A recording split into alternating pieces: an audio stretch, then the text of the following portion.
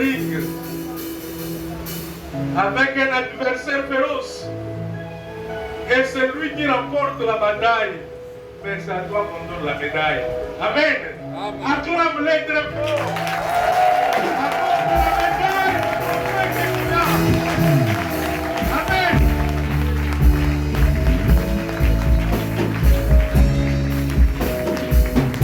Alléluia. Pour cela, tu dois tous les jours les célébrer. Tous les jours, tu dois proclamer son nom. À jamais. Alléluia. Qu'elle subsiste à jamais.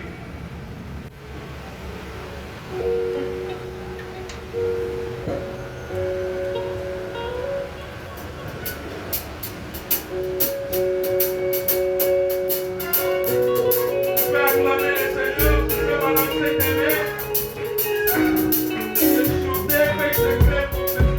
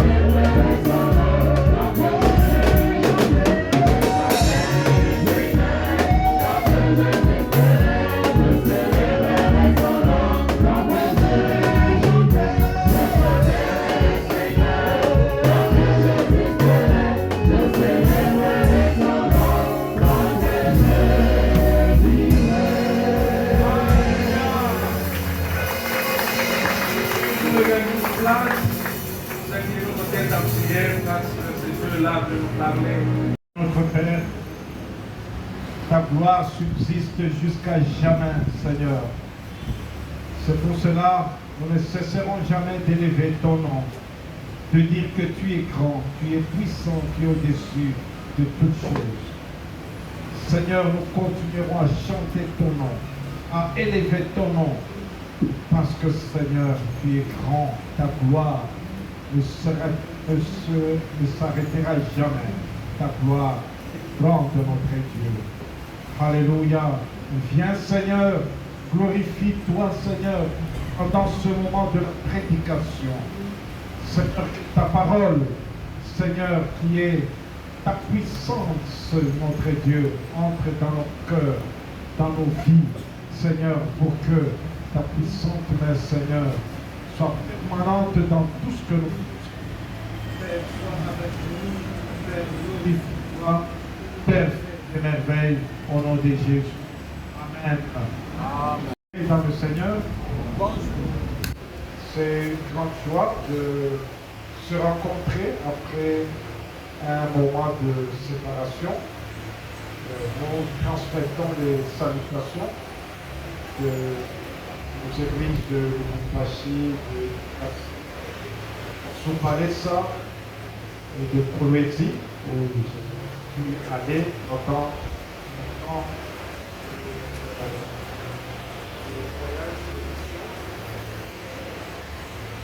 aussi nous louons le Seigneur qui est un moment merveilleux.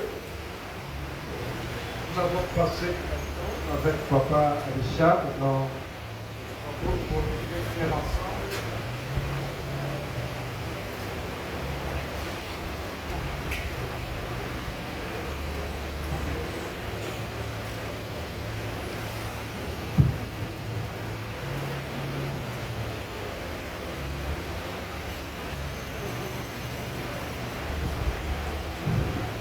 Nous avons passé un très bon moment ensemble du travail.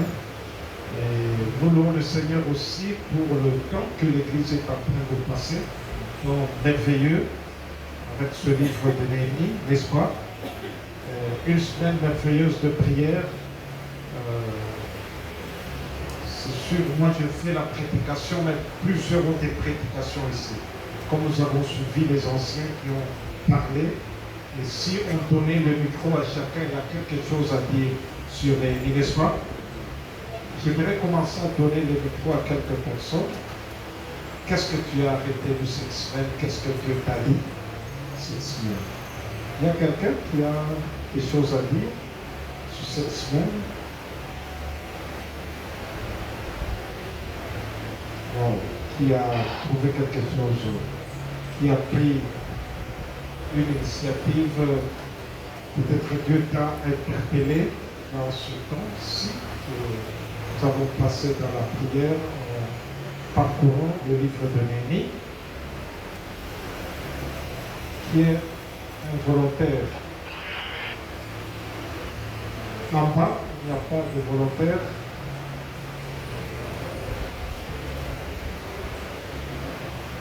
Voilà. On n'a rien appris.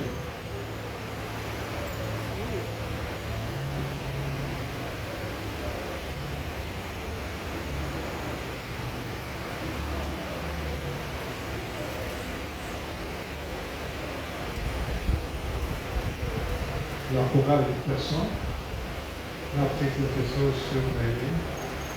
J'ai appris quelque chose. Peut-être que maintenant.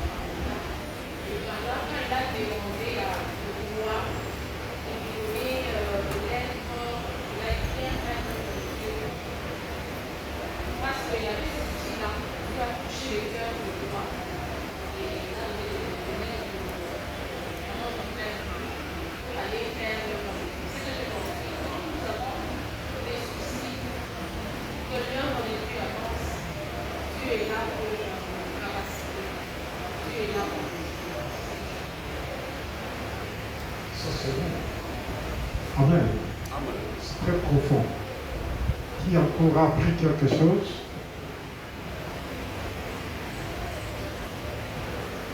Sur le livre de Néhémie? Oui.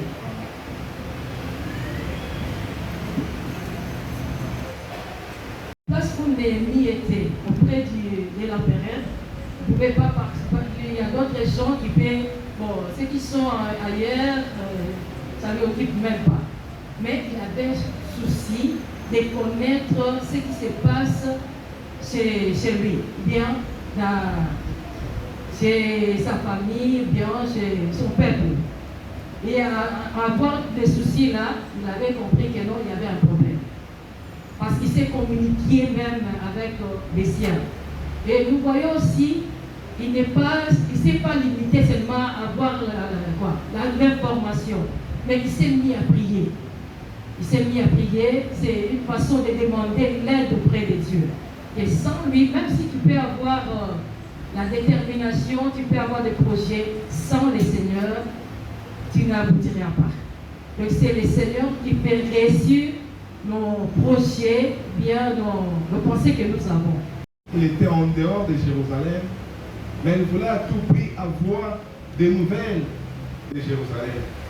Et sachant que la muraille était tombée, il s'est dit, mon peuple est en fait en insécurité. Pourquoi? Parce que la muraille constituait la sécurité de Jérusalem.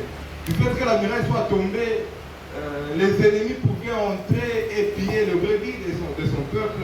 Ils pouvaient entrer et récolter leurs champs. Ils pouvaient entrer et le faire la guerre à n'importe quand. Et du fait qu'il sache que la muraille était tombée, il était attristé et il était pendant bien longtemps dans le pleurs, cherchant à comment résoudre le problème que lui ne vivait pas parce qu'il était loin de ces problèmes-là. Donc les problèmes de son peuple constituaient son grand souci. Il était attaché à un problème que lui ne vivait pas. Pour réveiller, pour créer un réveil en nous, dans la communauté. Et nous allons continuer, je continuerai toujours à poser des questions sur ce livre de Néhémie. Merci pour les anciens, pour tous ceux qui ont pu intervenir pour nous aider à bien comprendre ce livre de réveil. Et j'aimerais qu'on nous affiche le thème qui nous a beaucoup intéressé cette semaine dans notre Église. Lève-toi pour restaurer le culte dans notre Église. Ça, c'est le thème. Nous avons prié pour ça toute la semaine et nous continuerons toujours à parler. Nous avons pris Néhémie comme modèle, comme on a souligné. Un rien, je l'appelle parce qu'il n'avait pas de pouvoir, n'est-ce pas? Comment quelqu'un qui sort du rien et amener tout un peuple à considérer vraiment Dieu dans son plan, parce que Dieu tenait à ce que Jérusalem soit en paix, le culte soit restauré. Voilà quelqu'un qui sort du néant, pour aider l'Église. C'est pour ça que tout le monde est important dans l'Église. Tout le monde est important, à partir de l'enfant jusqu'à l'adulte. Celui qui a des moyens, celui qui n'a pas des moyens, tout le monde est important devant le Seigneur. Dieu connaît chaque personne. Dieu peut susciter quelqu'un dans le rien pour restaurer l'Église. Vous voyez, souvent quand on parle du livre de Néhémie, on parle aussi du patriotisme. Peut-être que j'aimerais parler d'autre chose que le patriotisme, parce que Néhémie parle de son peuple. Ici, quand on parle de Jérusalem, il faut savoir, on parle de Jérusalem dans le contexte de l'Ancien Testament. Jérusalem qui était la ville de Dieu, n'est-ce pas? Parce qu'il y avait le temple de Dieu, et Dieu considérait Jérusalem. Nous pouvons aussi utiliser le même texte pour le patriotisme dans le pays. Nous pouvons utiliser ce texte pour relever les cultes, parce que Dieu veut son peuple, n'est-ce pas? Le peuple de Dieu, c'est les chrétiens, les gens qui sont dans l'Église. Nous devons travailler pour la restauration de l'Église dans tous les sens. Dans tous les sens. Je dis, le problème du pays, le problème de nos maisons, nous verrons des solutions dans l'Église. L'Église a un grand rôle à jouer. Moi, je le dis souvent que nous pouvons encourager les gens à faire la politique, à faire ça, mais si nous travaillons beaucoup sur l'Église, l'Église sera la lumière. L'Église peut impacter ceux qui gouvernent. L'Église peut faire beaucoup d'actions pour que les choses changent dans le pays et dans le monde aussi. Parce que l'Église, c'est le centre, c'est la source même de l'amour, n'est-ce pas? Si les gens veulent aimer dans le centre authentique de l'amour, c'est à partir de l'Église. C'est pour cela, bien aimés, donnons notre argent, donnons nos pensées, faisons tout pour que l'Église puisse aller de l'avant. Parce que l'Église, c'est une force, bien aimés. N'hésitez pas. N'hésitez pas d'investir dans l'Église. Construire l'Église. Faire que l'Église aille bien. N'hésitez pas. Parce que investir dans l'Église, c'est travailler pour le changement, pour tant de choses dans la société. C'est pour cela que nous recevons des témoignages des gens qui ont donné des fonds pour construire les églises. Pour construire les églises, parce qu'ils croient que dans les églises, il y aura la solution à beaucoup de problèmes. Les gens vont apprendre à aimer sincèrement. C'est pour cela que nous avons ce thème de Néhémie. Nous allons utiliser Néhémie comme notre modèle jusqu'à la fin de l'année. jusqu'à la fin de l'année. Nous voulons que toute notre église, que quelqu'un ne dise pas non, moi je n'ai pas ceci, moi je n'ai pas cela, mais c'est de comprendre et de s'élever, de savoir communiquer, influencer et de mettre la prière au centre de tout comme ce livre. Cette semaine, nous avons entendu les prières de Néhémie, beaucoup de prières que Néhémie a adressées à Dieu, le peuple a adressé à Dieu, pour s'engager dans la voie de restaurer le culte. Le culte, c'est un lieu de rencontre avec Dieu, pour que les gens se rencontrent avec Dieu, pour que les gens corrigent beaucoup de choses dans leur vie. Amen. Amen. Ça, c'est un bon moment que nous voulons faire à l'église et apprendre aussi à l'église. Aimez votre église. Travaillez pour votre église. Investissez pour votre église. Donnez votre temps pour votre église. Et c'est à cela que Dieu nous appelle. Pour que la gloire de Dieu soit totale. C'est pour cela que j'ai demandé que quelques personnes... Bon, il y a ceux qui oublient. Ils ont oublié tout ce qu'on a fait pendant la semaine. Vous savez, c'est le diable qui fait ça. Le diable ne veut pas que tu joues ce rôle qu'il attend de toi. Nous allons lire 2 textes bibliques. Le psaume 104 du verset 31 au verset 33. Et nous allons lire aussi Néhémie chapitre 9. Ok. Vous pouvez vous mettre debout pour lire avec moi ce 2 textes bibliques.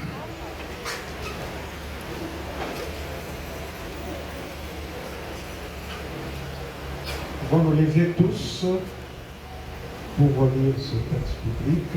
Bouge celui qui est à côté de toi, qui se lève. Que la gloire, il regarde la terre et elle tremble. Il touche les montagnes et elles sont fumantes. Je chanterai l'Éternel tant que je vivrai. Je célébrerai mon Dieu tant que j'existerai. Amen. Le deuxième texte, Néhémie 9, de 32 à 37. Et maintenant, ô notre Dieu, Dieu grand, puissant et redoutable, toi qui gardes ton alliance et qui exerces la miséricorde, ne regarde pas comme peu de choses toutes les souffrances que nous avons éprouvées, nous, nos rois, nos chefs, nos sacrificateurs, nos prophètes, nos pères et tout ton peuple depuis le temps des rois d'Assyrie jusqu'à ce jour. Tu as été juste dans tout ce qui nous est arrivé, car tu t'es montré fidèle et nous avons fait le mal. Nos rois, nos chefs, nos sacrificateurs et nos pères n'ont point observé ta loi et ils n'ont été attentifs ni à tes commandements ni aux avertissements que tu leur adressais. Pendant qu'ils étaient les maîtres au milieu de bienfaits nombreux que tu leur accordais dans le pays vaste et fertile que tu leur avais livré, ils ne t'ont point servi et ils ne se sont point détournés de leurs œuvres mauvaises. Et aujourd'hui, nous voici esclaves. Nous voici esclaves sur la terre que tu as donnée à nos pères pour qu'ils jouissent de ses fruits et de ses bienfaits. Elle multiplie ses produits pour les rois auxquels tu nous as assujettis à cause de nos péchés. Ils dominent à leur gré sur nos corps et sur notre bétail, et nous sommes dans une grande angoisse. Amen. Nous pouvons nous asseoir. Que la gloire du Seigneur subsiste à jamais. Nous allons encore chanter ce cantique. C'est bon quand on les chante en canon. Vous savez chanter ça en canon? On va chanter ça en canon aujourd'hui. Quand on chante en canon, c'est vraiment très très bien ce cantique. Bien-aimés dans le Seigneur, comme nous l'avons lu dans le psaume 104, comme la chorale l'a chanté, la gloire du Seigneur subsiste à jamais. Dieu n'a jamais changé. Nous le lisons même dans Néhémie chapitre 9. C'est pour cela que j'aimerais parler de deux choses qui nous permettront de s'approcher à la Sainte Seine. C'est connaître Dieu et se connaître. Connaître Dieu et se connaître. Bien-aimés, quand nous ne connaissons pas Dieu, nous allons nous comporter tel que nous le voulons, parce que nous ne connaissons pas Dieu. J'ai vu beaucoup des enfants, même beaucoup de gens, quand vous avez du respect pour une personne, vous pouvez faire n'importe quoi. Quand vous vous approchez de cette personne, vous changez pour un petit moment le comportement, n'est-ce pas? Parce que vous connaissez la personne. D'ailleurs, dans l'entretien de beaucoup de jeunes, beaucoup de gens qui travaillent, on peut dire que voilà, notre chef n'aime pas ça. Voilà, papa n'aime pas ça. Papa n'aime pas tel comportement. Cela veut dire quoi? Il y a la connaissance de la personne à qui on donne l'honneur. La personne qu'on veut vraiment adorer ou donner plus d'importance. Dans le texte que nous lisons ici, il est question de Dieu.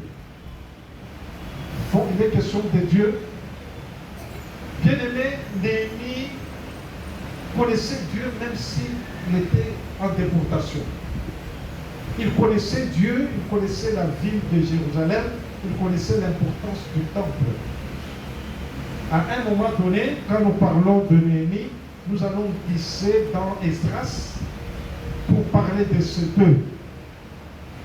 deux personnages, la façon dont ils connaissaient Dieu par la ville de Jérusalem et par le temple, la considération qu'ils donnaient. Et ils savaient ce que Dieu était. Quand on met le verset 33, ils reconnaissaient que Dieu était juste. Il était juste malgré ce qu'il vivait. Néhémie vivait comme un esclave dans la souffrance.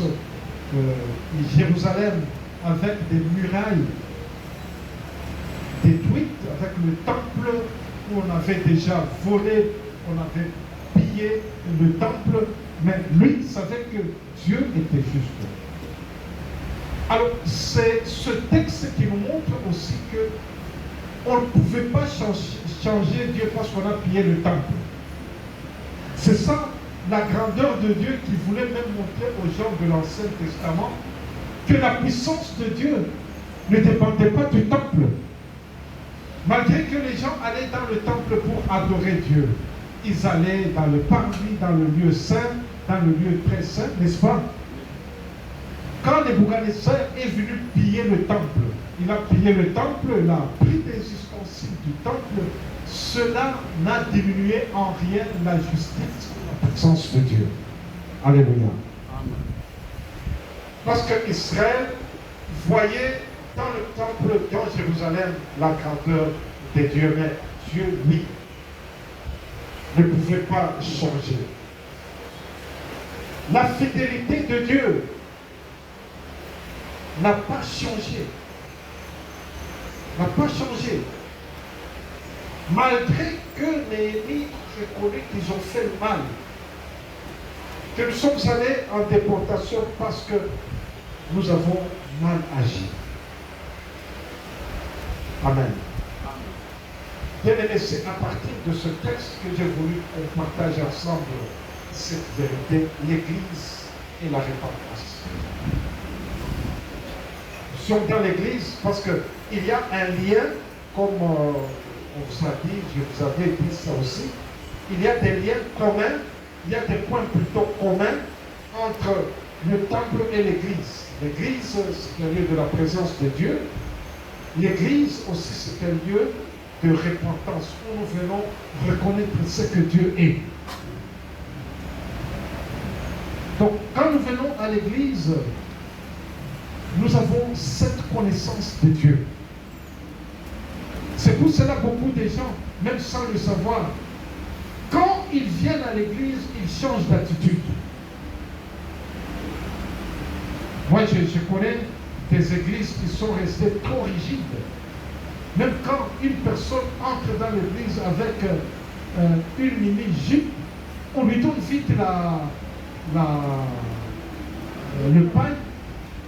Il dit, tu ne peux pas entrer comme ça dans la maison de Dieu. Est-ce que les gens le font sur la route? Ils le font sur la route? Non. Pourquoi ils ne le font pas sur la route? Parce qu'il dit que tu ne peux pas te présenter devant Dieu tel que tu t'habilles. Tu ne peux pas te présenter devant Dieu en faisant trop de bruit, en étant trop divisé. Non, on se présente devant Dieu avec du respect dans l'habillement. Pourquoi? Parce qu'on connaît que Dieu est propre, Dieu est saint. Dieu, il a tout ce qui mérite notre honneur. Il mérite notre honneur. Bien aimé, j'aimerais vous dire, Dieu est tellement juste, parfois nous ne nous rendons pas compte de ce qu'il est. Il est fidèle. Il est fidèle. Même quand nous montrons notre infidélité, il est fidèle. Sa gloire est là, sa gloire subsiste jusqu'à jamais. Il n'y a rien qui peut arrêter la gloire de Dieu, la puissance de Dieu. Néhémie l'a reconnu au verset 33 dans la prière qu'il adressait à Dieu. Il dit, même si nous nous faisons du mal, Dieu, toi tu restes juste et fidèle. Même si nous faisons le mal, toi tu restes juste et fidèle. Et ta gloire est la gloire éternelle. Cette gloire subsiste jusqu'à jamais, comme nous l'avons chanté dans le psaume 104. La gloire de Dieu subsiste à jamais. Bien-aimés, est-ce qu'il nous est déjà arrivé dans notre vie, quand nous faisons le mal, ou quand nous vivons dans des moments difficiles, que nous arrivions à chanter la justice de Dieu, la fidélité de Dieu, la gloire de Dieu? Il nous arrive de faire ça, de se présenter devant Dieu, dire, même si nous vivons dans le mal, toi tu es juste, toi tu es puissant, ta gloire reste jusqu'à jamais. Même si nous nous comportons n'importe comment, toi Dieu, tu restes le Dieu de gloire et tu ne changes pas. Et ça, nous devons retenir cela dans notre vie, bien-aimés. Nous devons retenir ça dans notre vie. Et à tout moment, nous devons chanter Dieu, reconnaître sa grandeur, sa toute-puissance, dire à Dieu merci. Quand il nous arrive des situations très difficiles, il faut dire merci à Dieu parce que lui, il est toujours fidèle. Fidèle. Vous vous rendez compte que Dieu, même si nous sommes dans notre cachette, en disant que Dieu ne nous voit pas, mais lui, il reste le Dieu d'amour qui nous suit, qui veut s'approcher de nous, il veut nous aider. Il veut nous faire comprendre qu'il nous aime. Qu'il nous aime. Il est au-dessus de toutes choses. Quand nous ne savons pas résoudre nos problèmes, nous sommes dépassés. il est Dieu. Voilà pourquoi Néhémie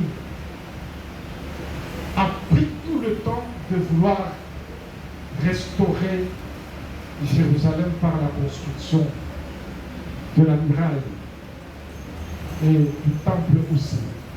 Et Esdras qui a fait totalement pour le temple. Parce qu'il savait que Dieu reste Dieu, nous devons arranger son lieu, sa place, là où tout le monde passera pour l'adorer, pour élever son nom. La connaissance de Dieu aussi détermine notre comportement. Détermine notre comportement même dans l'engagement. Vous allez voir dans ce livre de Néhémie, je ne sais pas si on a lu ça, les gens ont pris même des engagements. Engagements écrits. Ils ont même signé pour dire que nous nous engageons. Nous nous engageons à restaurer, à travailler pour Jérusalem, la ville sainte. Bien aimé, notre comportement aussi détermine la connaissance de Dieu. Bon, il y a des gens qui pensent toujours que non, tel connaît Dieu, non, tel ne connaît pas Dieu. Non, on connaît Dieu par le comportement de chaque personne. Et Dieu, si nous le connaissons bien, même notre argent, nous allons l'orienter vers la restauration du culte de l'Église, de tout ce que nous pensons appartenant à Dieu, pour que les gens se remettent sur la croix, sur quelqu'un, toute sa vie, il est décédé, toute sa vie, il a pris le bénéfice de son affaire congolais. C'était un homme d'affaires. Il a pris le bénéfice de son affaire pour payer les études à tous ceux qui avaient la vocation pastorale. Alors, souvent, quand tu rencontres beaucoup de gens, ils disent que j'ai étudié avec le fond des thèmes. J'ai étudié avec le fond des thèmes. J'ai étudié avec le fond des thèmes. Alors, le papa, là, quand je l'ai rencontré pour la première fois, quand j'étais encore à la Ligue, il est passé, il m'a donné le nom. J'ai posé la question si c'est la personne dont on m'avait parlé. Il dit, c'est bien lui. Alors, il a dit qu'il avait décidé dans sa vie, tout le profit qu'il avait dans ses affaires. Alors, il a dit, j'ai investi pour formation parce que j'ai constaté que dans leur église, dans leur communauté, ils avaient des lacunes sur les pasteurs, l'organisation de l'église, les prédications. Ils pensaient que les pasteurs manquaient une formation suffisante pour jouer leur rôle. Alors il a dit, moi j'ai dit, Seigneur, avec le profit de mes affaires, je veux investir pour la formation. Et il a fait pour beaucoup de pasteurs. Je crois, je peux dire, plus de 60% des pasteurs de cette communauté ont étudié avec le frère de ce papa. Le papa là a fait une bibliothèque. Elle venait acheter des livres à la Ligue. Je suis allé à Goma, là où il y avait sa bibliothèque. Vous allez penser que c'est la bibliothèque d'une grande société. Et il a fait cette bibliothèque où les pasteurs venaient lire. Venaient lire parce que lui, son souci, c'était de restaurer l'Église avec des gens formés qui pouvaient bien aider l'Église à aller de l'avant. Et de l'avant. Bien aimé, si nous connaissons Dieu, nous allons faire beaucoup de choses. Je vous ai toujours donné cette histoire de dire que moi j'étais dans une histoire où quand les gens toucher l'argent le 15 de chaque mois. Alors, 15 de chaque mois, les diacres devaient passer dans chaque famille pour prendre la dîme. Mais les gens fouillaient le soir à la maison.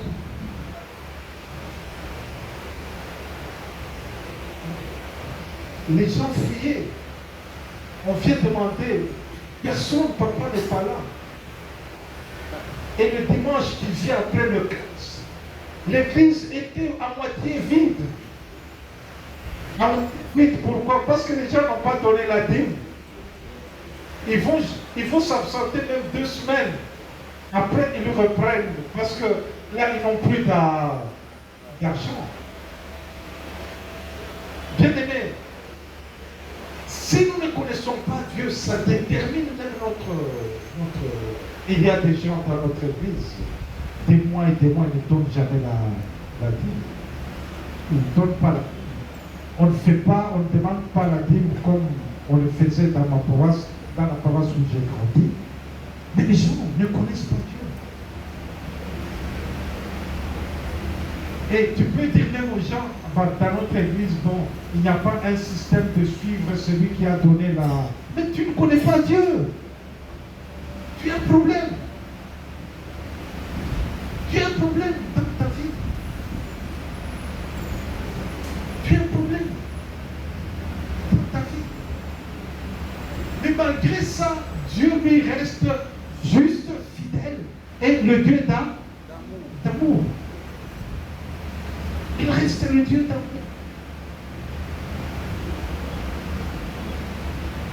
Il y a beaucoup de gens qui sont dans l'église jusqu'à présent.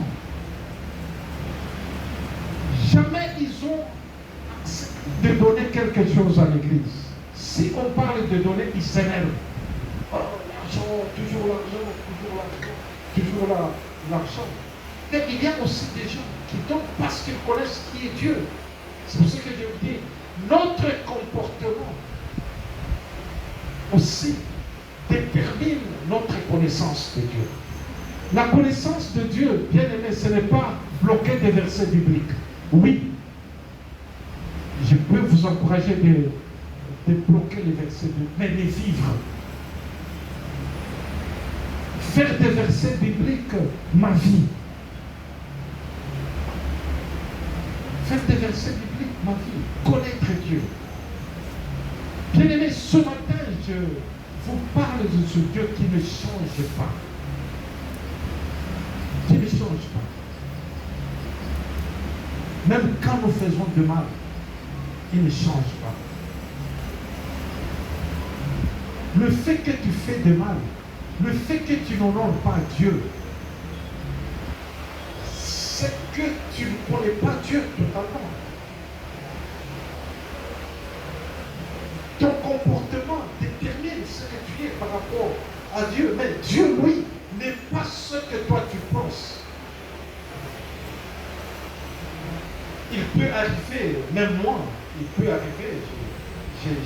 Parfois je dis aux gens qui sont proches de moi, je dis bon, pendant ce temps, je me sens trop frustré. Je me sens trop frustré, je ne comprends pas. Pourquoi je me sens très déçu, très fort. Ce sont des sentiments, n'est-ce pas? Cela ne veut pas dire que Dieu est frustré. C'est dans cette frustration que je peux rester dans la présence de Dieu pour lui dire, Dieu, je suis frustré. Je suis déçu, découragé. Je me présente devant Dieu qui peut me relever, parce que oui, il ne change pas comme nous, les humains, nous changeons. Bien-aimés, quand nous reconnaissons cette grandeur de Dieu, bien-aimés, nous serons bien. Nous serons bien. Nous aurons même honte quand nous faisons le mal. Alléluia. Amen. Mais je vous donne un exemple. Un enfant qui a fait du mal, son papa arrive. Et l'enfant sait que papa n'aime pas ce que j'ai fait. Qu'est-ce que l'enfant fait? L'enfant se retire. Il se retire. Le papa dit c'est quoi? Peut-être maman va dire que non, il a fait telle chose. Maintenant, si un enfant, il a fait du mal, papa arrive, il se comporte comme rien n'est. C'est un bon enfant. Il dit non, mais j'ai un rebelle dans la maison. J'ai un rebelle dans la maison. Voilà comment Dieu voit beaucoup de rebelles dans l'église. Des gens qui sont dans l'église, connaissant ce que Dieu est, mais vivant dans le mal, mais ils se réjouissent comme si ils n'ont rien fait. Alors Dieu est devant des enfants rebelles.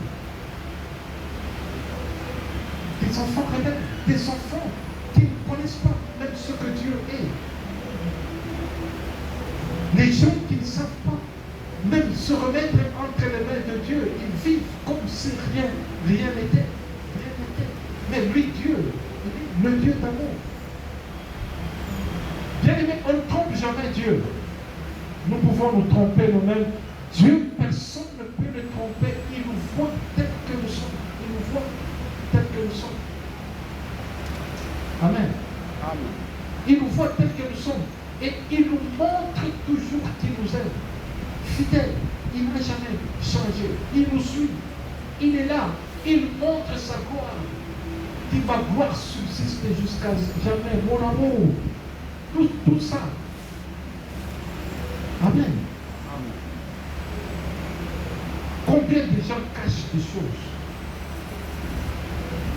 Moi, je suis le pasteur, je connais l'église, pas totalement, mais Dieu connaît totalement l'église. Je connais l'église. Je connais des gens, il a tel problème, mais il fait semblant comme s'il n'a pas de il se comporte comme s'il n'a pas de problème. Il fait toutes choses comme s'il n'a pas de problème. Mais moi, le pasteur, je sais qu'il a des problèmes. Il y a d'autres que moi, le pasteur, je ne sais pas. Mais Dieu connaît. Il a des problèmes. Dieu, quand il voit comme ça, il dit que, en tout cas, il y a des rebelles. Des rebelles.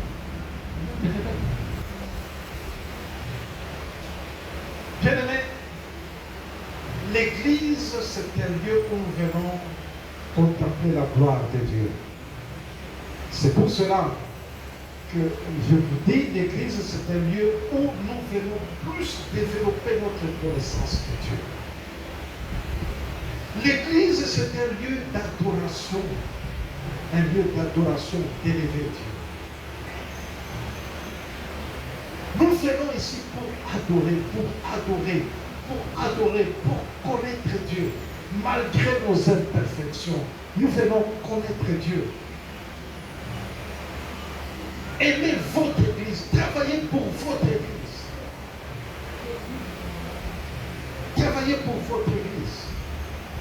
Même si vous avez des imperfections, travaillez pour votre église. C'est par votre église que vous allez parvenir à la paix, à la perfection. Amen. Amen. Je ne sais pas si vous me suivez. Vous travaillez pour votre église vous aidera à parvenir à la paix, à la perfection. C'est pour cela que nous voyons parfois des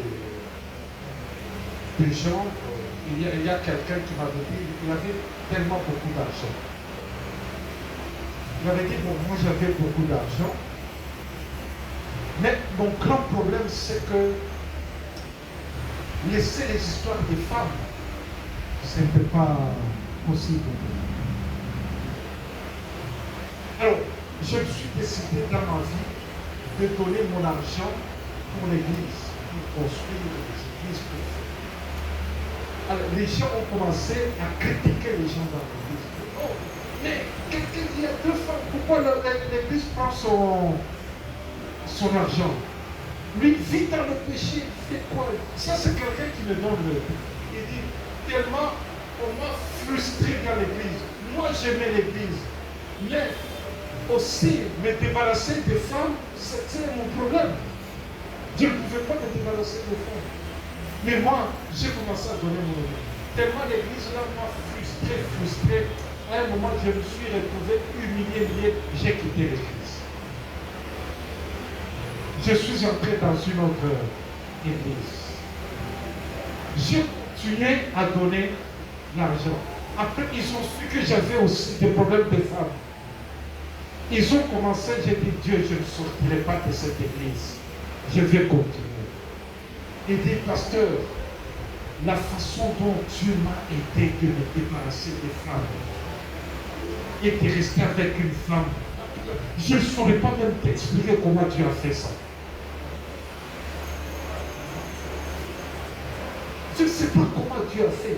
Mais là, je me trouve avec une femme et j'ai vu une fidélité authentique avec ma femme. Peut-être que Dieu m'a gardé en vie. Maintenant, c'est proche de ma mort. Maintenant, l'église qui me critiquait là, et j'ai fui. Ils ont commencé à me suivre pour que je rentre dans l'église parce que je vois que tu donnais beaucoup d'argent. J'ai dit non. Vous ne m'avez pas supporté ce que j'étais incapable de faire. Vous êtes incapable de le supporter.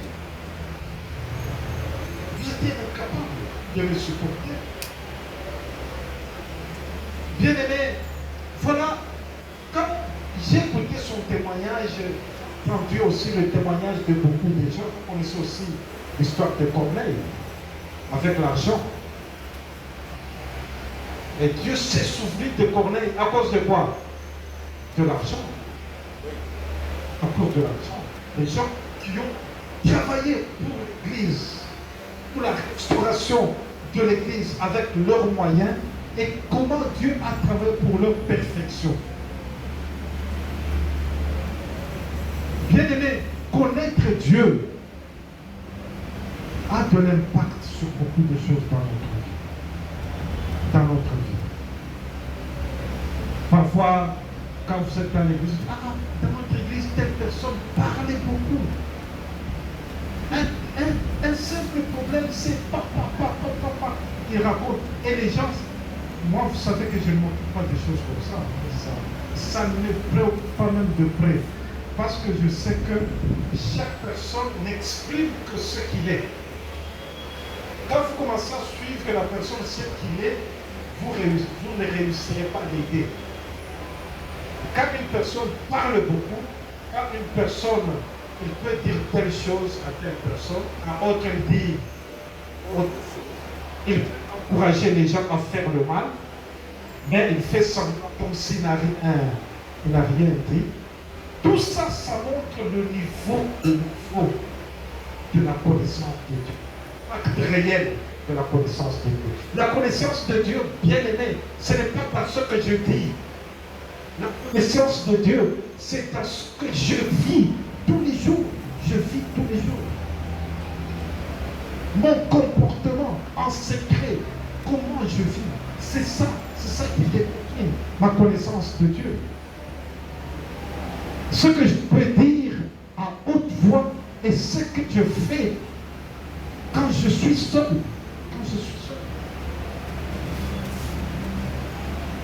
Quand on dresse le tableau de ce que nous disons seuls,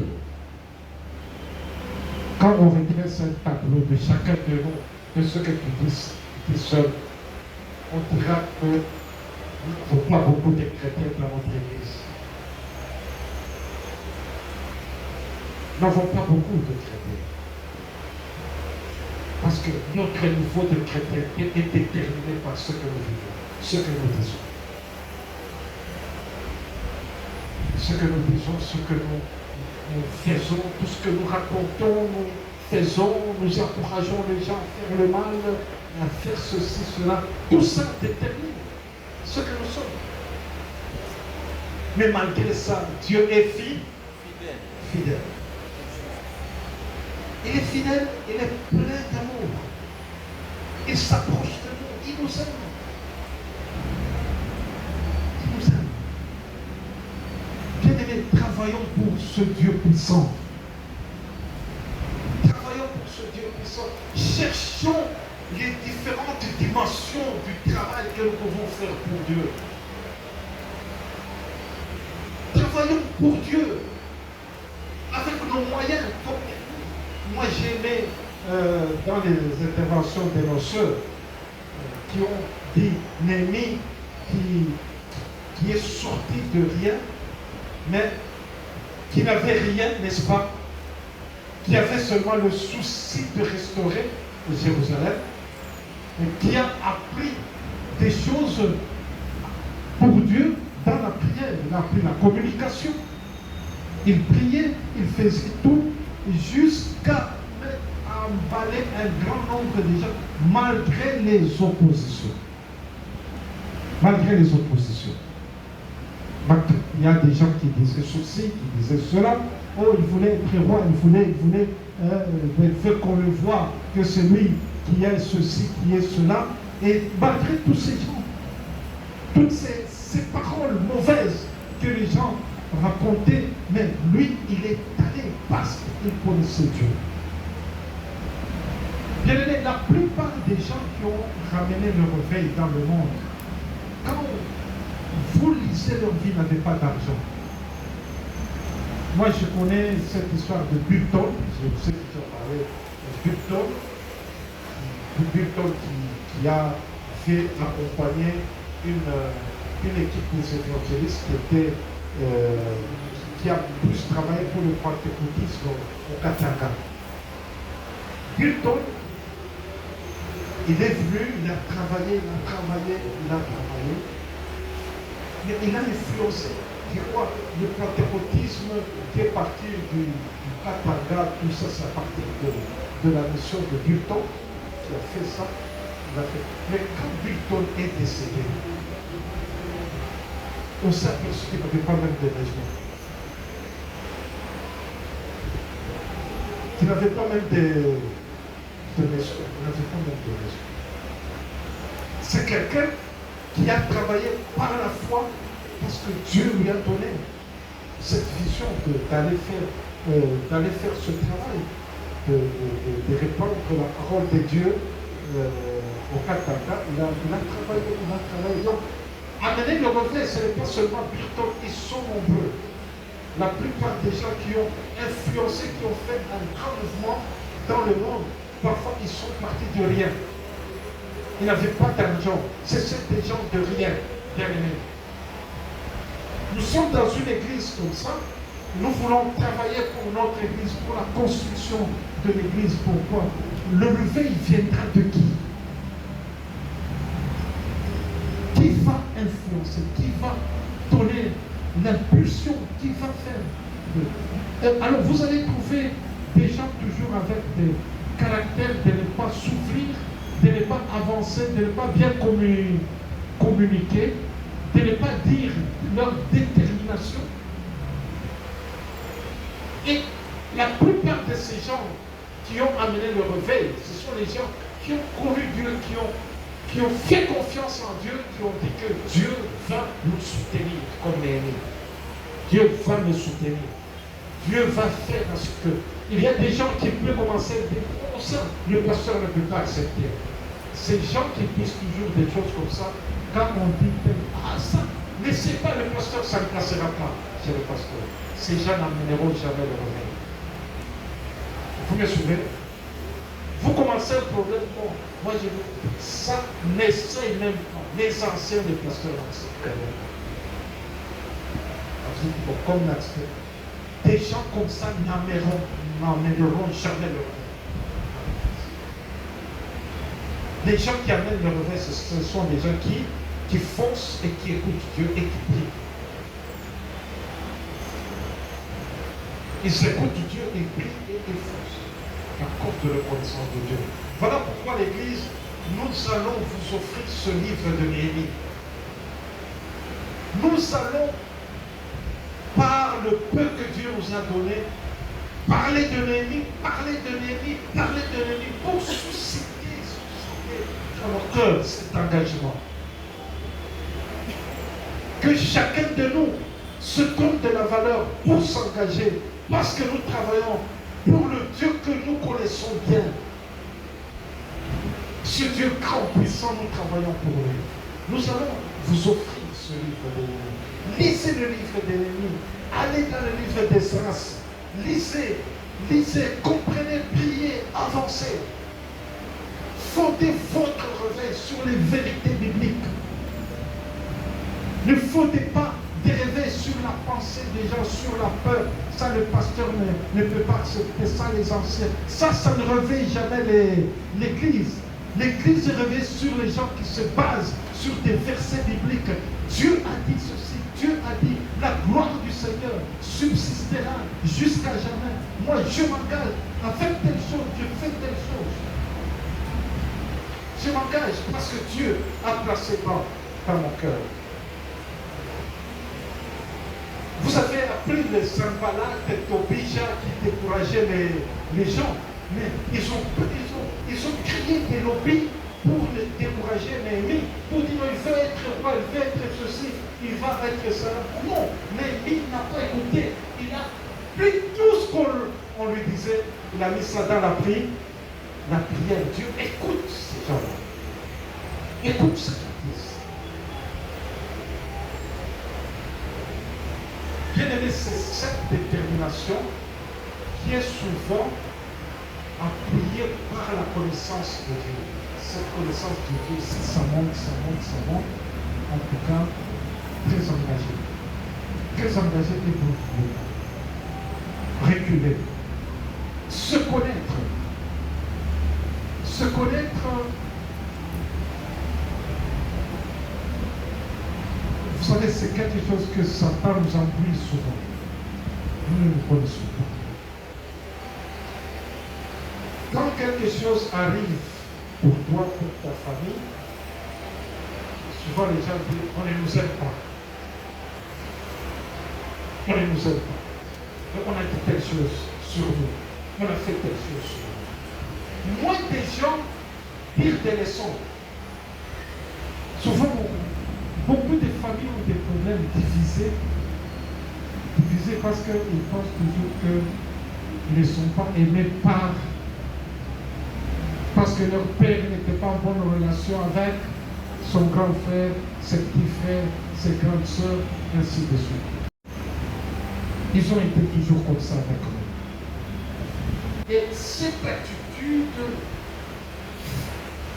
fait en sorte que beaucoup de familles sont divisées. Beaucoup de familles sont vraiment très divisées. Moi, je me pose toujours des questions. Tu vois, nous sommes parfois, moi j'ai des frères, j'ai des soeurs. Moi j'ai les aime. Je les aime et personne ne peut me séparer de mes frères et de mes soeurs. Je discutais même avec un ami du Bas-Congo. J'ai parlé avec lui sur le problème de deuil. Parce qu'il y a des familles, quand il y a deuil, on adresse une liste, n'est-ce pas? C'est ça? Elle va donner les chômeurs et tout le monde doit donner de l'argent. Quand tu ne donnes pas de l'argent, ça fait un problème? Oui, ça fait des problèmes, n'est-ce pas? Parce que toi, tu ne donnes pas l'argent. Alors, moi, quand j'ai dit à ce fait que dans ma famille, on ne fait pas de liste. Tu donnes l'argent quand tu as. Si tu ne donnes pas, personne ne viendra te poser la question. Il dit, mais celui qui ne donne pas l'argent peut dire des choses. Oui, il peut venir même faire des réunions. Il dit beaucoup de choses, mais il n'a pas donné l'argent. Et personne ne lui demandera que toi, tu n'as pas donné l'argent. Ça me fait. Maintenant, l'ami là m'avait dans la question. Maintenant, où est le sens de la famille? Je dis, le sens de la famille, ce n'est pas donner l'argent. C'est le fait que nous sommes liés par le sang. Le fait que nous sommes liés par le sang. Donc nous acceptons chaque personne avec les moyens que Dieu lui a donnés. Avec ce que Dieu t'a donné, on accepte tout le monde dans ce sens. Avec cette différente façon de concevoir la famille, c'est ce qui fait que nos familles sont tellement divisées. Moi, je me pose la question si mes enfants et les enfants de mes soeurs auront la même attachement que moi j'ai avec mes frères. Je me pose toujours cette question. Maintenant, si nous-mêmes nous ne nous entendons pas, si moi et mes frères et mes soeurs on ne s'entend pas, parce que les enfants vont s'entendre. Qui sont à la base de ça? Ce sont les parents qui viennent raconter n'importe quoi aux enfants, ils viennent raconter n'importe quoi aux enfants. Et les enfants qui ne sont pas sages, ils créent déjà des murs entre eux, et pourtant, les parents sont d'une même famille. Ils ont vécu une même expérience, vivre dans une même maison. Les enfants, arrière-enfants, ainsi de suite. Se connaître. Bien aimé, si on se connaît, on sait se remettre entre les mains de Dieu. Néhémie, dans ce texte, il dit quelque chose qui me bouleverse. Il dit, c'est parce qu'ils ont commis le péché. Même la gestion de patrimoine national est devenue problématique à cause de leur péché. J'aimerais qu'on y aille, verset 34.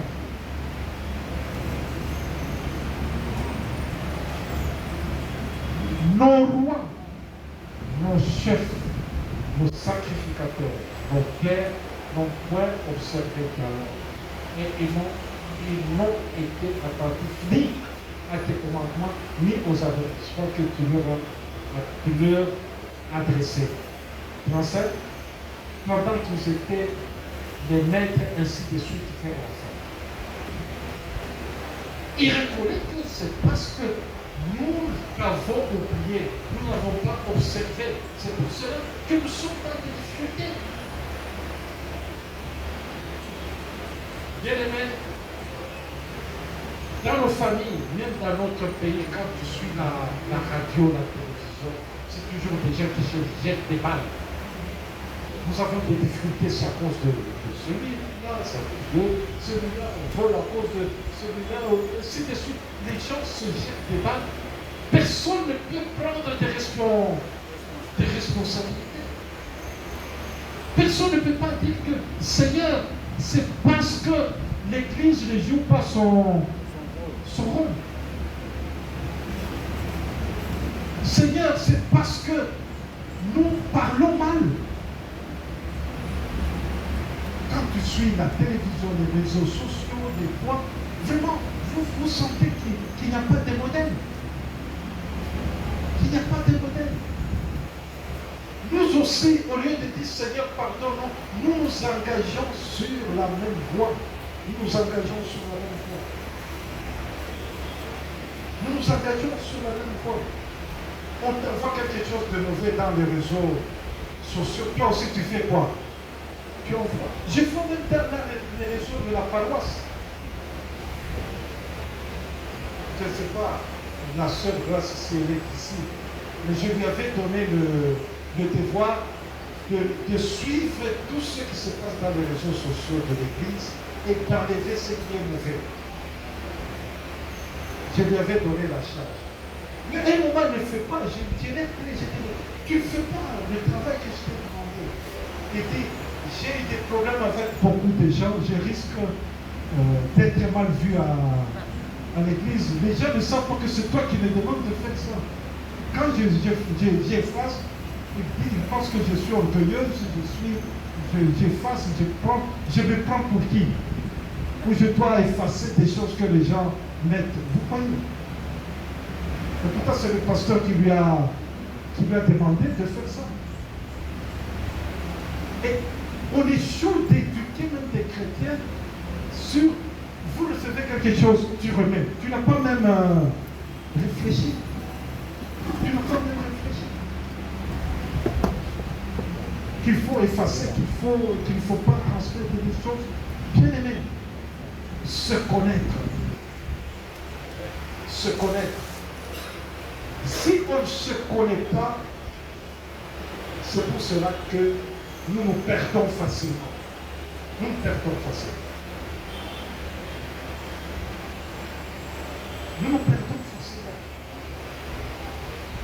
Si on se connaît, on peut dire que voilà l'erreur que j'ai eue, la faute que j'ai eue, Seigneur, pardonne-moi. Pardonne-moi. Ici dans l'église, vous avez déjà dit à quelqu'un que tu as fait le mal, change. Comment la personne réagit? Dans toute l'église, il n'y a que moi qui fais du mal. Dans toute l'église, il n'y a que moi qui fais du mal. Bon, vous savez qu'une église où les gens se connaissent, c'est une église où les gens changent leur vie et peuvent dire aux gens que ce que tu fais, c'est mauvais. Ce que tu fais, c'est mauvais. Il y a quelqu'un qui m'avait dit à l'église, c'est une maman, elle me dit non. Le pasteur, on dit non, mais le pasteur, lui, ne nous reproche pas de ça. Le pasteur ne suit pas ses problèmes. Comment vous pouvez commencer à le suivre? Il dit, pasteur, il faut que tu commences à dire ça à haute voix à l'église. Je dis, non, moi je ne peux pas dire à haute voix. Dans l'église, chaque personne est libre. Quand tu vois une fille qui s'habille mal, tu peux lui dire que tu t'habilles mal. Il n'y a pas question du pasteur là. Si quelqu'un se comporte mal, tu dis que tu te comportes mal. Ne viens pas d'abord, avant de reprocher la personne, tu viens demander l'autorisation au pasteur. Non, tu dis à la personne, ça c'est mauvais. La personne dit non, moi je n'ai pas fait le mal. Ça c'est son problème. Toi tu lui as dit. C'est ça l'église. Tu as fait le mal. Ah, si c'est comme ça, je ne viendrai pas à l'église. Qu'ils ne viennent pas à l'église. Tu lui dis, tu as fait le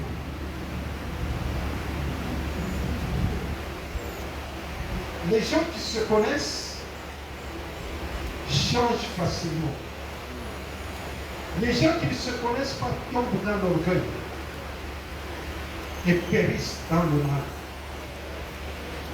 Ils périssent dans le mal.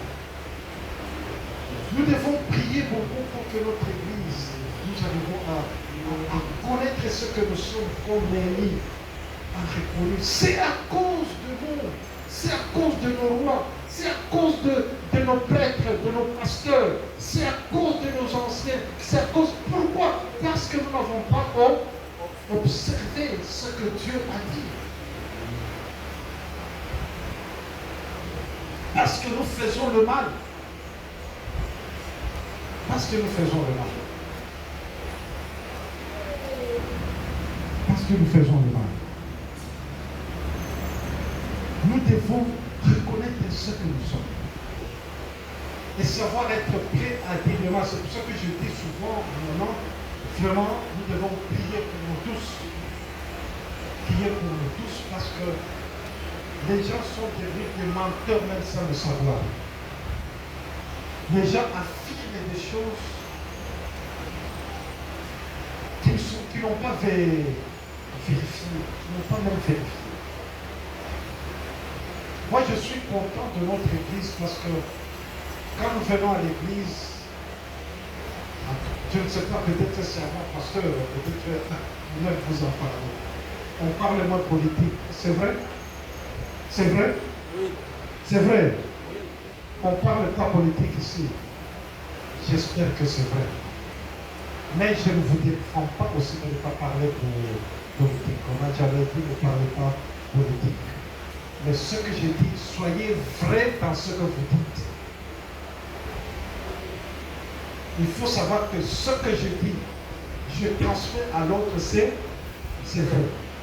Si tu as lu, tu n'es pas convaincu, il ne faut pas dire à l'autre. Il ne faut pas dire à l'autre. Parce qu'il y a des raisons qui peuvent fomenter les mensonges et les mettre sur les raisons. C'est pour cela, dans notre église, je l'ai dit, n'amenez pas les choses des réseaux sociaux à l'église, même des prédications des réseaux sociaux. N'amenez pas ça à l'église. Si ça t'aide, reste avec ça à la maison. Venez suivre ce que nous faisons à l'église. Ne venez pas avec j'ai entendu ceci, j'ai entendu, on a dit telle chose, on a dit telle chose. Venez chez nous, on parle tout ce temps jusqu'à décembre. On va parler de qui? De Néhémie. Ne venez pas raconter des histoires. Ne venez pas raconter des histoires. Nous voulons nous approcher de Dieu, connaître ce que nous sommes et nous réveiller. Peut-être que nous allons réveiller les gens qui vivent avec nous, qui travaillent avec nous, qui font la politique avec nous. Nous allons les réveiller, nous allons les aider à vivre la parole de Dieu. Se connaître. Se connaître. Bien-aimés, les gens qui ne se connaissent pas, nous devons prier pour eux. Parce que les gens qui ne se connaissent pas, ils pensent qu'ils connaissent beaucoup. Et pourtant, ils sont en train de creuser leur propre tombe. Il n'y a que les gens qui s'humilient pour Dieu, pour dire à Dieu, pardonne-moi Seigneur, pardonne-nous Seigneur. Ce sont ces gens qui avancent. Qui avancent. Les gens qui se donnent raison, qu'ils ont une opinion très élevée sur eux-mêmes. Parfois, ces gens tombent mal, tombent trop bas. Mais les gens qui s'humilient, qui reconnaissent que ça, c'est grâce à nous. Moi, je vois comment nous nous comportons. Quand vous avez la santé sur ton avenue, même devant ta parcelle, c'est le problème de qui? C'est le problème de qui? C'est le gouvernement. Mais c'est le gouvernement qui viendra enlever la santé devant ta parcelle. C'est le gouvernement qui viendra enlever la parcelle. Tu vas au marché, une personne te fait le mal, tu dis, vraiment, et puis tu dis à la personne, tu es le messager, tu dis à la personne, tu ne peux pas dire, et puis au moment où tu dis, il y a les Néhémies qui s'élèvent pour la construction du pays.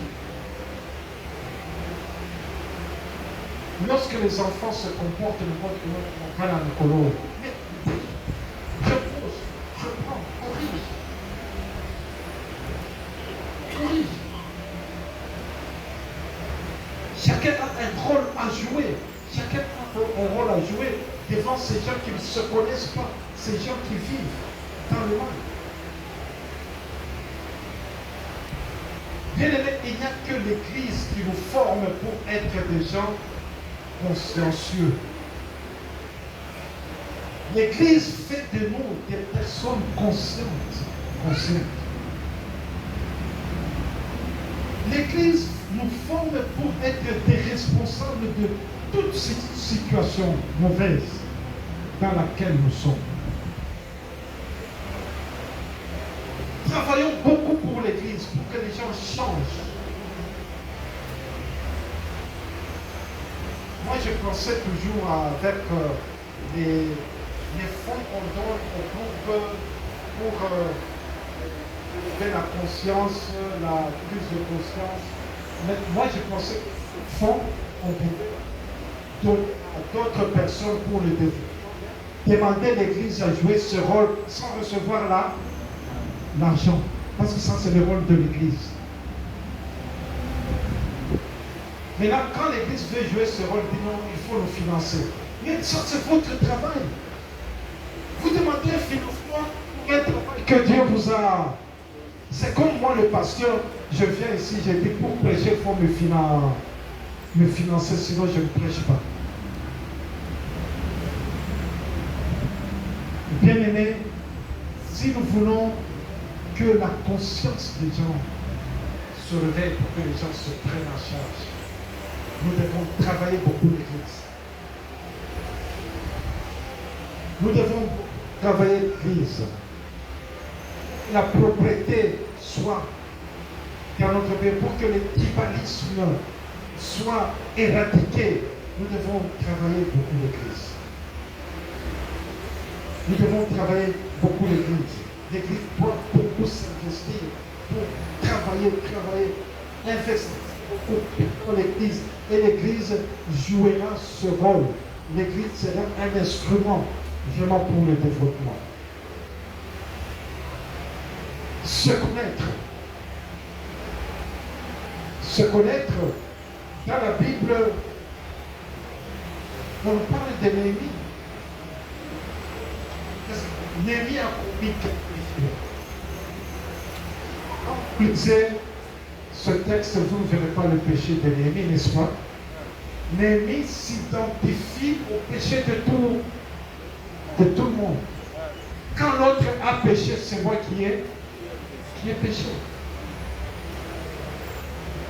Quand tel a péché, c'est moi qui ai péché. Souvent les églises, quand une personne a péché, ça devient le problème seulement de la personne qui a péché et sa famille. Elle raconte de sa façon, celui-ci raconte de sa façon, parce que c'est vraiment un problème pour la personne. Bien-aimés, quand nous sommes dans une église, nous sommes dans le pays, les péchés des autres deviennent notre péché. Nous payons pour ça. Moi, je connais beaucoup de familles, quand il y a une mauvaise chose qui se passe dans la famille, souvent ils font comment? Ils font comment? Mais vous ne savez pas, quand il y a de mauvaises choses qui se passent dans la famille, on fait comment? On cache. Souvent. On ne veut pas que les autres soient au courant.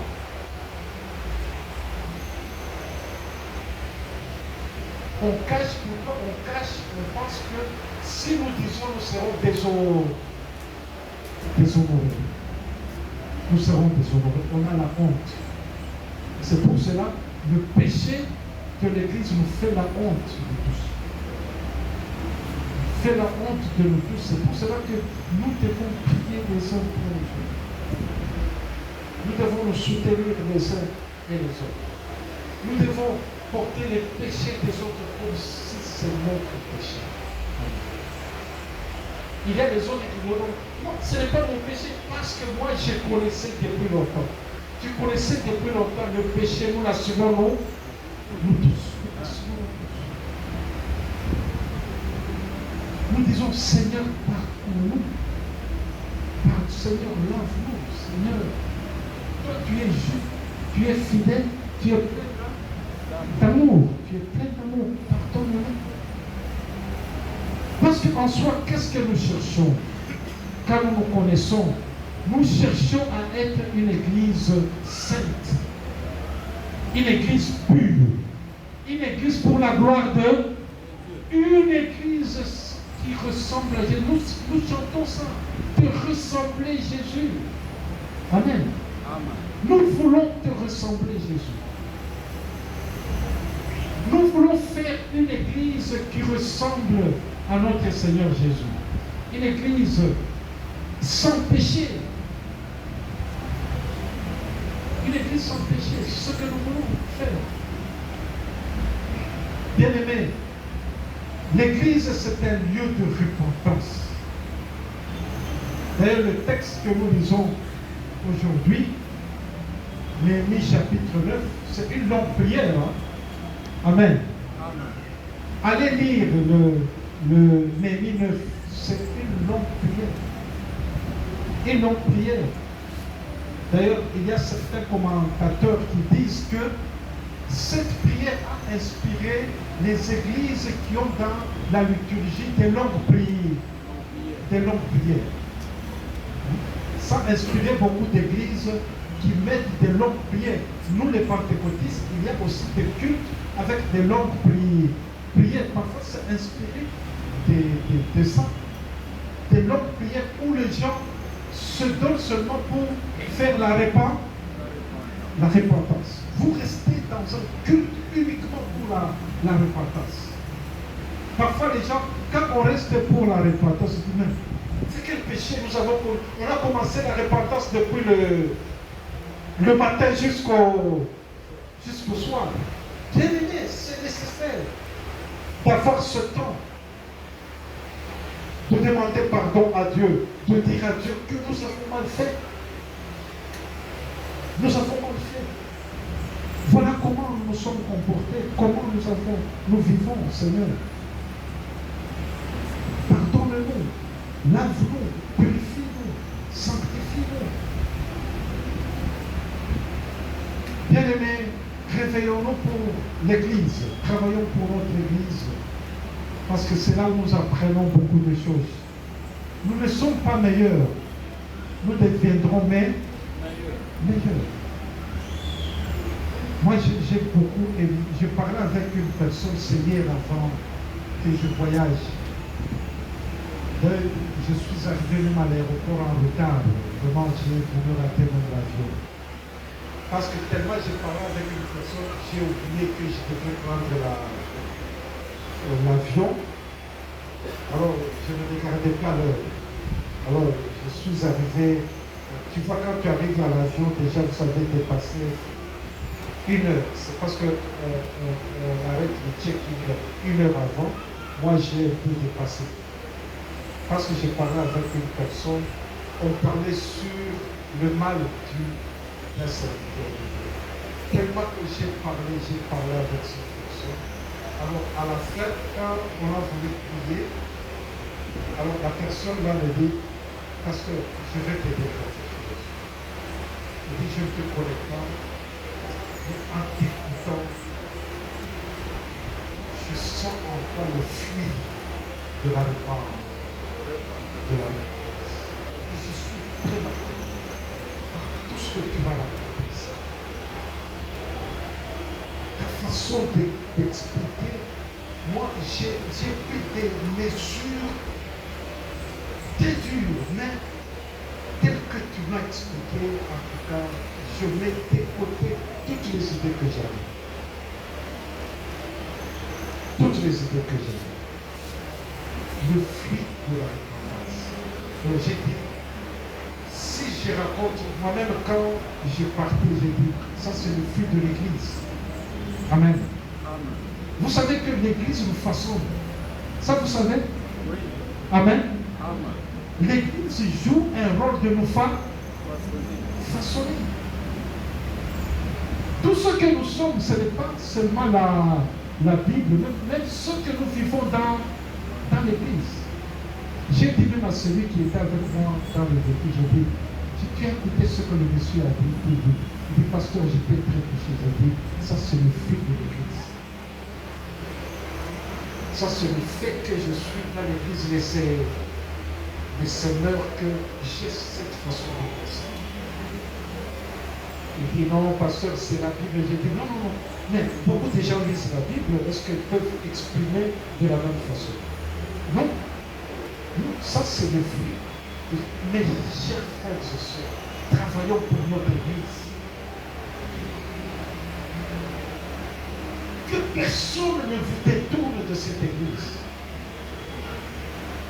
Cette Église a un impact sur notre perfection. C'est sûr, nous ne sommes pas meilleurs. Le fait de travailler pour cette Église, Dieu nous fera meilleur. Dieu nous fait meilleur. Moi, je le crois. Quand j'écoute des témoignages, les gens me disent ça, c'est le fruit de la repentance, ce que j'écoute dans ta bouche, c'est le fruit de la repentance. Ça, il dit, parce que moi, j'ai fait des années dans l'église, j'ai grandi à l'église, mais je n'ai jamais entendu ce que... Je lis beaucoup la Bible, mais ce que toi, tu me racontes ici, ça, je n'ai jamais entendu. Ça, c'est le fruit de l'Église. Bien aimé, au fur et à mesure que nous travaillons pour notre Église, au fur et à mesure nous travaillons pour nous, nous travaillons pour nous. Ne venons pas seulement chercher des intérêts dans l'église. Moi, j'ai raconté beaucoup de gens. Non, cette église, c'est bien, on paie des postes d'études aux élèves. Cette église, il faut seulement dire dans le pâturage que tu as tel problème. Papa, on vient des... Mais vous êtes des malheureux.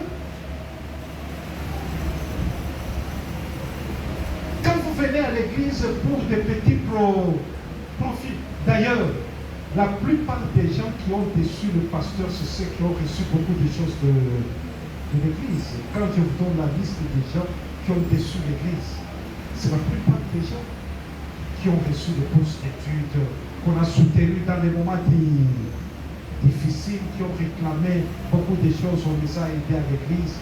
Parfois, ce sont ces gens qui ont, bon, j'ai dit, je ne suis pas décevoir l'église. Ça, c'est déçu entre guillemets. Donc, parfois, ce sont des gens comme ça. Bien-aimés dans le Seigneur, moi, je dis de ce que l'église change en nous. Pas les gens qui viennent à l'église pour des petits des petits profits. Non, viens, on va te donner la bourse d'études. Viens, si tu as deuil, on viendra t'assister. Non, ces gens n'évoluent jamais. Mais moi, je parle de l'église qui travaille sur nous, qui change notre vie. Qui change notre vie. Ne suivez pas des gens qui viennent pour des petits profits, de suivre à l'église, des petits profits. Ces gens n'évoluent pas. Mais laissons ces gens, Dieu va les toucher comme Paul. Paul, dans la conscience, il allait tuer, il allait faire quoi? Dieu s'est révélé. Paul a rencontré Dieu sur sa route. Bien aimé, ces gens qui viennent pour des petits intérêts dans l'église, laissons-les. Ils vont rencontrer le Seigneur qui a le pouvoir de transformer des gens, de changer la vie des gens, de remettre des gens sur la bonne voie. Bien aimé, une bonne église, c'est l'église qui travaille pour la repentance, pas une église qui met des temps sur des choses qui ne marchent pas. Si vous mettez des temps sur les choses qui ne marchent pas, bien aimé, ça ce n'est pas une église, parce que la gloire du Seigneur subsistera à jamais. À jamais.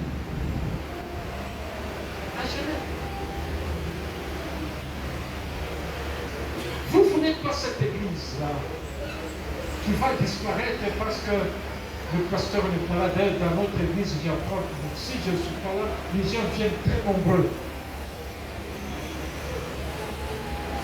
Vous n'êtes pas une église qui dépend des circonstances, mais une église qui avance parce que la gloire de Dieu subsiste à jamais. La gloire de Dieu subsiste à jamais. L'amour de Dieu, nous venons ici pour l'amour de Dieu. Nous venons parce que nous aimons Dieu. Nous voulons nous attacher à Dieu. Bien dans le Seigneur, j'ai dépassé le temps pour vous dire toutes ces vérités. Pour vous dire toutes ces vérités, réveillons-nous, construisons notre Église, investissons pour notre Église. Travaillons comme nous. Faisons de notre Église un lieu de repentance, un lieu qui nous aidera à vivre la perfection. Travaillons pour cette Église et soyons très engagés. Nous allons nous mettre tous debout. Mais nous allons chanter avec la chorale que la gloire du Seigneur subsiste à jamais.